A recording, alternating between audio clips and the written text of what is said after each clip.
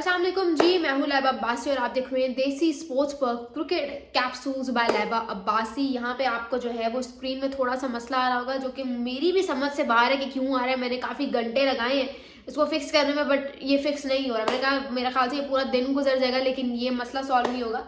तो प्लीज़ आज के एपिसोड में इसके साथ थोड़ा सा बर्दाश्त कर लें, इसको बेयर कर लें।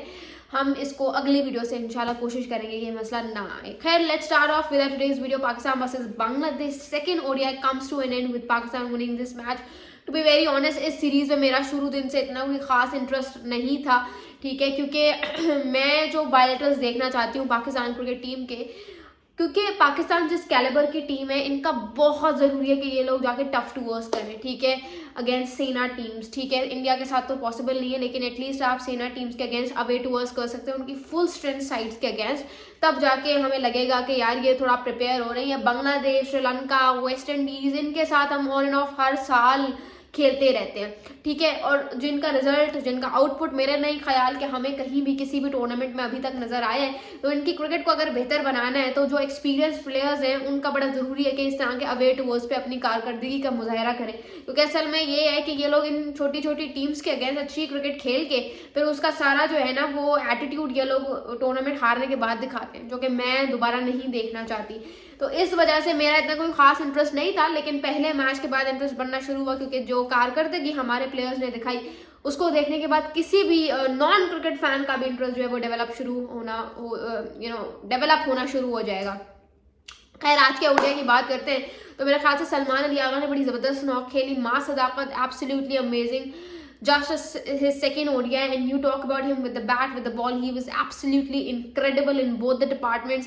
स्पिन के जाल से जिस तरह से उसने डिसमेंटल करके रख दिया ऑपोजिशन की बैटिंग लाइनअप को, that was very amazing to watch. फिर आप उसकी बैटिंग में उसका कैमियो देखो, 76 रन का 42 बॉल्स पे कमाल कर दिया। मेरे ख्याल से उसने कोई 5 छक्के और 6 चौके लगाए हैं, वो बड़ी शानदार।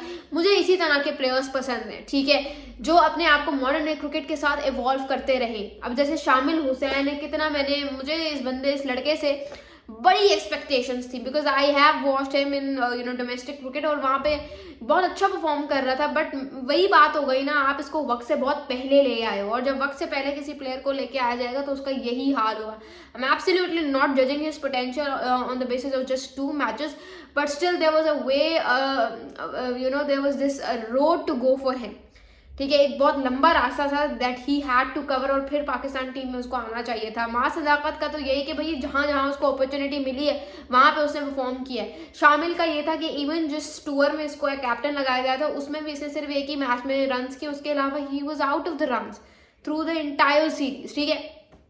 तो ये बात होती है कि आप जब किसी प्लेयर को वक्त से पहले ले आते हो तो उसका यही हाल होना होता है। बट आई होप कि शामिल के बल्ले से जो है वो रन्स आए, ठीक है, थर्ड ओडीआई में। I am really looking forward to him scoring some runs, because it's very important. वरना जो एक दफ़ा लेवल लग जाता है ना पाकिस्तान में किसी प्लेयर के साथ कि भाई ये तो जर्नलिस्ट का बेटा है, वो फिर आप जितना मर्जी परफॉर्म कर लो वो नहीं हटता। So I really want this guy to score some runs with this bat in third ODI that is set to take place on Sunday. खैर, बात करते हैं अब सलमान अली आगा के बारे में, the very much awaited controversy that you were asking me to give my opinion on.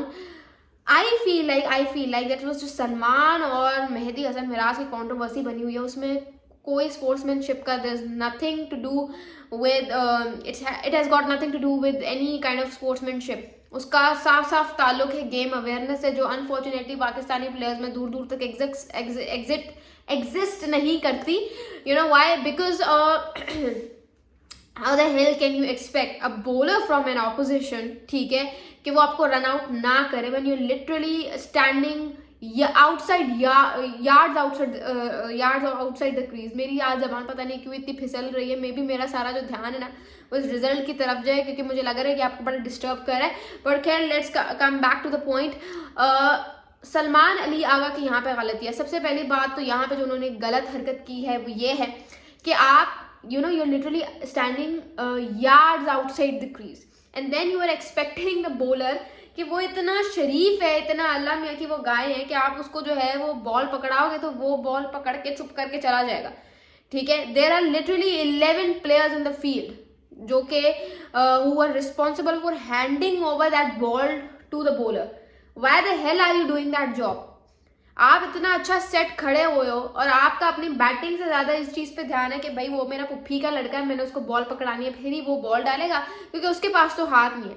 First of all, that ball was not a dead ball. I want to ask this question from Salman Ali Agha himself, that was that ball a dead ball? क्या वो आपको dead ball लगी, या क्या वो umpire ने ball dead declare कर दी थी तो आपने उसको पकड़ हाथ लगाया? आप एक करंट स्ट्राइकिंग बैट्समैन हो और आप लिटरली एक बॉल को हाथ लगा रहे हो. अगर मेहदी उसको रन आउट ना भी करता तो आप तो आउट ही थे, क्योंकि जो आपने हरकत की है बॉल को अपने मुबारक हाथ लगाने की, उसकी वजह से लॉ के मुताबिक तो आप ऑलरेडी आउट थे अगर अपील हो जाती.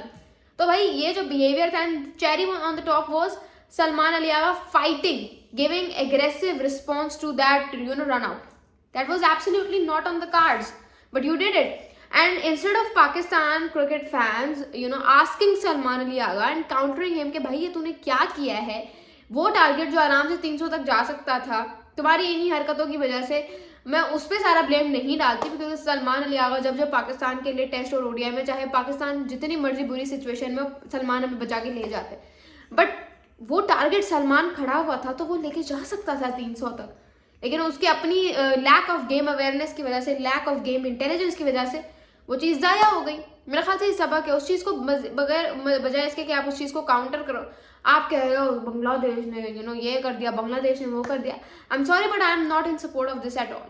हम इन्हीं कंस्पिरेसी थ्योरीज में पड़े रहते हैं. We Pakistanis are very busy कि फलाना इल्ज़ाम फलाना टीम पे लगा दे. पहले हम इंडिया पे करते थे कि इंडिया जानबूझ के मैचेस हारता है वर्ल्ड कप में ताकि पाकिस्तान क्वालिफाई ना कर सके.